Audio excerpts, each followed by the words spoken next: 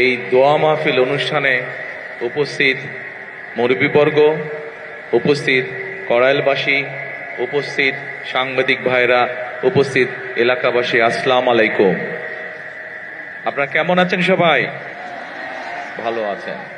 আমি প্রথমেই আজকে কড়াইলবাসী যারা এখানে উপস্থিত হয়েছেন সহ সমগ্র কড়াইলবাসীকে আমি আন্তরিকভাবে কৃতজ্ঞতা জানাই আমার এবং আমার পরিবারের পক্ষ থেকে আজকের এই দোয়া মাহফিল অনুষ্ঠান আয়োজন করার জন্য। এই দোয়া মাহফিল অনুষ্ঠান এমন একজন মানুষের জন্য আজকে আপনারা আয়োজন করেছেন। এই মানুষটি যখন জীবিত ছিলেন উনি সকল সময় চেষ্টা করেছেন কিভাবে বাংলাদেশের মানুষকে উন্নয়ন করা যায়, কিভাবে দেশের উন্নয়ন করা যায়, কিভাবে বাংলাদেশের মানুষের বিপদে আপোষে পাশে দাঁড়ানো যায়। এখানে আজকে আমার সামনে বহু মা বোনেরা বসে আছেন। আপনাদের নিশ্চয়ই মনে আছে, সবার কম বেশি সকলের মনে আছে, এখানে বহু মুরব্বী উপস্থিত আছেন যে খালেদা জিয়া যখন দেশের দায়িত্বে ছিলেন সেই সময় কিন্তু ওনার সময় প্রথম মা বোনদের শিক্ষা ব্যবস্থা ক্লাস 1 থেকে ইন্টারমিডিয়েট পর্যন্ত মা বোনদের শিক্ষা ব্যবস্থা বিনামূল্যে করা হয়েছিল। মনে আছে আপনাদের মা বোনেরা?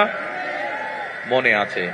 একইভাবে নিশ্চয়ই এখানে অনেক মুরব্বী আছেন, এখানে যারা আছেন আমারও যেরকম গ্রামে একটি বসত ভিটা আছে, ঠিক আপনাদেরও সবারই কারো না কারো আত্মীয় স্বজন, পরিবার পরিজন গ্রামে রয়েছেন, কৃষি কাজের সাথে জড়িত আছেন। আপনাদের মনে আছে শহীদ রাষ্ট্রপতি জিয়াউর রহমান যখন জীবিত ছিলেন, উনি যখন দেশ পরিচালনা করেছেন সেই সময় আমরা দেখেছি কিভাবে উনি খাল খনন করেছিলেন, সেই খাল দিয়ে পানি এসেছিল এবং সেচ ব্যবস্থা সহ বিভিন্ন উপকার মানুষ পেয়েছিল সেই খাল খননের মাধ্যমে। আমরা দেখেছি যে কিভাবে সেই সময় বিভিন্ন ভাবে ব্যবস্থা গ্রহণের মাধ্যমে চাল ডাল তেল সহ নিত্য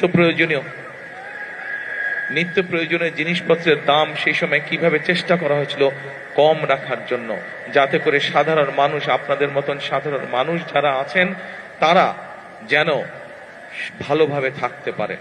প্রিয় কড়াইলবাসী, আমার সামনে উপস্থিত প্রিয় মুরব্বীবর্গ, আজকে আপনারা এখানে দোয়ার অনুষ্ঠানের আয়োজন করেছেন। একটু পরে নিশ্চয়ই মৌলানা সাহেব এখানে দোয়া করবেন শহীদ রাষ্ট্রপতি জিয়াউর রহমানের জন্য, দেশনেত্রী বেগম খালেদা জিয়ার জন্য সহ আমাদের স্বাধীনতা যুদ্ধে যারা শহীদ হয়েছেন, আমাদের 24-এর আন্দোলনে যারা শহীদ হয়েছে, আহত হয়েছে সহ বিভিন্ন সময় গণতন্ত্রের আন্দোলনে যারা শহীদ হয়েছে, কিছুদিন আগে এইখানে আগুন লেগে যারা ক্ষতিগ্রস্ত হয়েছেন, যারা মারা গিয়েছেন, সকলের জন্য ইনশাল্লাহ আমরা হাত তুলে আল্লাহর দরবারে দোয়া করব।